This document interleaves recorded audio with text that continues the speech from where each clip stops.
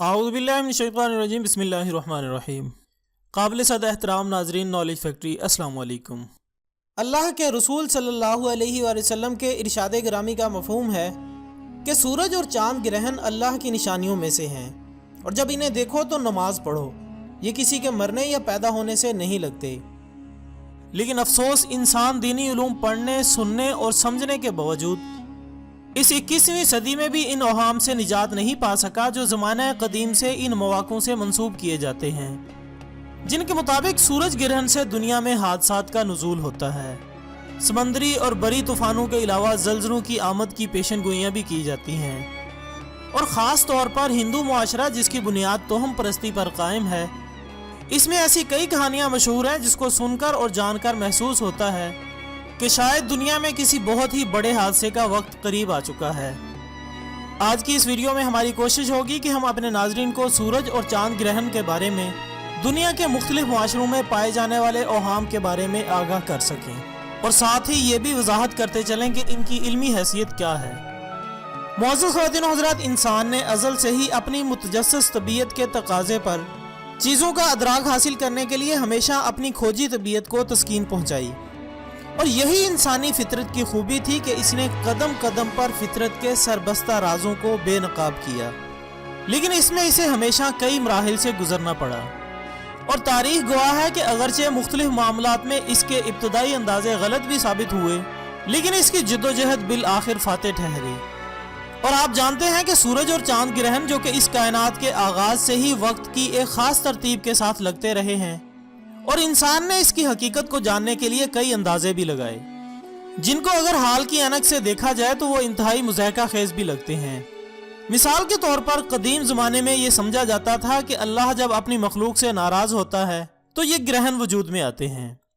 اور پھر ان کے بعد قدرتی آفات سے نظام دنیا درم برم ہو سکتا ہے۔ اس کے علاوہ یہ وہم بھی مختلف معاشروں کا حصہ رہا کہ کسی بڑی شخصیت کی وفات چونکہ دکھ اور تکلیف کی علامت ہوتی ہے،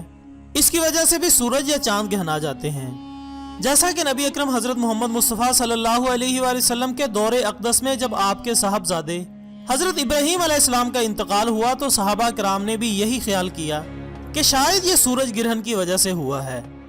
جس پر آپ نے وضاحت فرمائی کہ نہیں، یہ اللہ کی نشانیاں ہیں جن کا کسی کے مرنے سے کوئی تعلق نہیں۔ نالج فیکٹری کے دوستوں، برصغیر میں بھی یہ وہم بہت سے علاقوں میں پایا جاتا ہے کہ سورج یا چاند گرہن کے اوقات میں خاص طور پر حاملہ خواتین کو قطعی طور پر کام سے گریز کرنا چاہیے۔ اس خیال باطل کے پیچھے یہ توہم پرستی چھپی ہوئی ہے کہ اگر ان اوقات میں انہیں کوئی چوٹ لگ جائے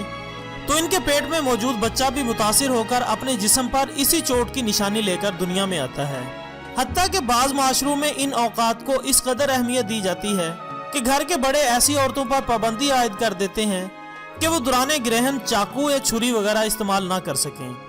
کیونکہ روایات کے مطابق اگر غلطی سے جسم کے کسی بھی حصے پر کٹ لگ جائے تو ماں کے پیٹ میں موجود بچے کے اسی حصے میں زخم آ جاتا ہے، جو کہ پھر زندگی بھر اس کے ساتھ ہی رہتا ہے۔ ناظرین محترم، ان میں سے بہت سی روایات ایسی ہیں جو صدیوں سے سینہ بسینہ ایک دوسرے شخص تک منتقل ہوتی رہیں، جبکہ ان کے پھیلانے میں اہل نجوم یا ماہرین نجوم کا بھی بہت سا حصہ ہے، جنہوں نے اپنے اس علم کی روشنی میں ان گرہنوں کو نحوست سے تشبیہ دیتے ہوئے اہل عالم کے لیے خطرے کی گھنٹی کا نام دے دیا۔ ناظرین اکرام، اس میں کوئی شک نہیں کہ ماضی میں کچھ ایسے گرہن بھی لگے جن کے بعد دنیا کے امن کو خطرے کا سامنا کرنا پڑا، لیکن اس کے ساتھ یہ بھی غلط نہیں کہ بہت سے ایسے گرہن بھی ہیں جو انسانی تاریخ میں بے ضرر گزرے،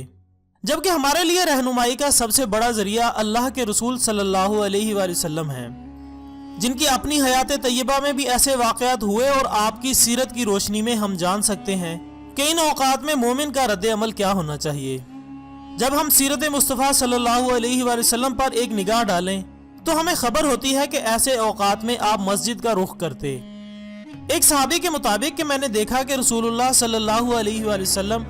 گرہن کے وقت مسجد میں تشریف لے گئے اور نماز پڑھنا شروع کر دی، اور میں نے اس سے قبل آپ کو کبھی بھی اتنی لمبی نماز پڑھتے نہیں دیکھا تھا۔ گرہن کے اوقات میں علماء کرام نماز خسوف کی ہدایت فرماتے ہیں، جو کہ انفرادی اور باجماعت بھی پڑھی جا سکتی ہے، لیکن عہد نبوی صلی اللہ علیہ وآلہ وسلم میں ایک بھی ایسی مثال نہیں ملتی